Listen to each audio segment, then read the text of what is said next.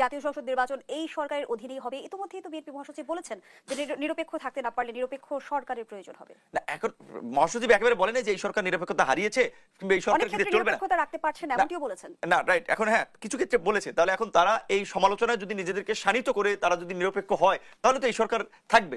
তো সেক্ষেত্রে এটা আশা করা যায় নির্বাচন পর্যন্ত থাকার যথেষ্ট সম্ভাবনা আছে। এবং তারা আমরা বলছি যে টেস্ট খেলুক, জাতীয় নির্বাচনের আগে স্থানীয় নির্বাচনটা দেখ। প্লাস হচ্ছে আজকের তরুণ নেতৃত্ব সৃষ্টির কথা সবাই বলছে, তরুণদেরকে রাজনীতিতে আসার আহ্বান করছে। কলেজ বিশ্ববিদ্যালয়গুলোর এখনো পাবলিক অনেক বিশ্ববিদ্যালয় শিক্ষার আসলে স্বাভাবিক পরিবেশ ফিরে নেই, এখানে এখনো মব জাস্টিস অস্থিরতা আছে। তো এখানে ছাত্র সংসদ নির্বাচন দিলে কলেজ বিশ্ববিদ্যালয়গুলোতে একটা সুন্দর পরিবেশ আসবে। এই যে ছাত্র রাজনীতিতে অছাত্রদের যে আধিপত্য, যাদের ছাত্রত্ব শেষ হয়েছে 7-8 বছর আগে, তারা ছাত্র সংগঠনের নেতা এবং পড়া নাই লেখা নাই, তারা ছাত্র নেতা, কাজ নাই, ক্যাম্পাসে খালি ঘোরো, শোডাউন দাও, মিছিল করেই। তো সেক্ষেত্রে যদি ছাত্র সংসদ নির্বাচনটা হয়, নিয়মিত শিক্ষার্থীরা ছাত্র রাজনীতির মধ্যে ঢুকে যাবে, ছাত্র রাজনীতি একটা ভালো শেপ হবে। একই সাথে জাতীয় নির্বাচন আগে যদি স্থানীয় নির্বাচনটা হয়, সেখানে এই যে আপনার আধিপত্য বিস্তার কেন্দ্রিক যে রাজনীতি, এই 5 মাসে শুধু হ্যাঁ সরকারের দুর্বলতা আছে, সরকারের ফাংশনিং এর সমস্যা আছে, সরকার শক্তভাবে ভূমিকা নিতে পারছে না, ওখানেও সমস্যা আছে। কিন্তু রাজনীতিবিদদের আমাদেরও তো 5 মাসেও বেশ সমস্যা বের হয়ে এসেছে। আমরা যে বিরোধী দলে থাকা অবস্থায় অনেকে ছিলাম মজলুম, এখন তো আমরা অনেকে জালেম হয়ে উঠছি।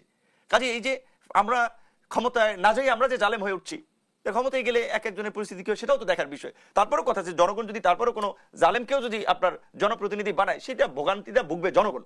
আমরা তো বলছি যে আমরা একটা ভালো রাজনীতি চাই। এখন জনগণ যদি আমাদের সমর্থন না করে, তাহলে আপনাকে সমর্থন করলে আপনি যাবেন জনপ্রতিনিধি হবেন। তো সেই ক্ষেত্রে স্থানীয় নির্বাচনের দেওয়াটা প্রয়োজন। কেন এই যে গত 5 মাসে দেখবেন আপনি ধরেন এই Mohakhali bus stand, Saidabad bus stand, Karwan Bazar, সবজির বাজার কিংবা এই কাঁচা বাজার, এই সমস্ত জায়গায় রাস্তার ফুটপাথ থেকে শুরু করে গুলিস্তান, বিভিন্ন জায়গায় আগে টাকা নিচ্ছে আওয়ামী লীগের লোক এবং পুলিশ মধ্যস্থতায়। এখন কিন্তু আওয়ামী লীগ তো নাই, টাকা নেওয়া কিন্তু বন্ধ হয়নি, টাকাটা নিচ্ছে, চাঁদাটা নিচ্ছে। কিংবা এই যে ট্রাকগুলো এই ঢাকার বাইরে থেকে যারা ঢাকায় ঢুকে পয়সা নিচ্ছে, বিভিন্ন খেয়াঘাট, লঞ্চ ঘাট, টোল প্লাজা, এমনকি যে টোল প্লাজা আওয়ামী লীগের আমলে পত্রপত্রিকায় রিপোর্ট হয়েছে যে 5-7 বছর আগে তার ডাবল টাকা উঠে গেছে, তারপরেও রাজনৈতিক বিবেচনায় তারা টোল নিত।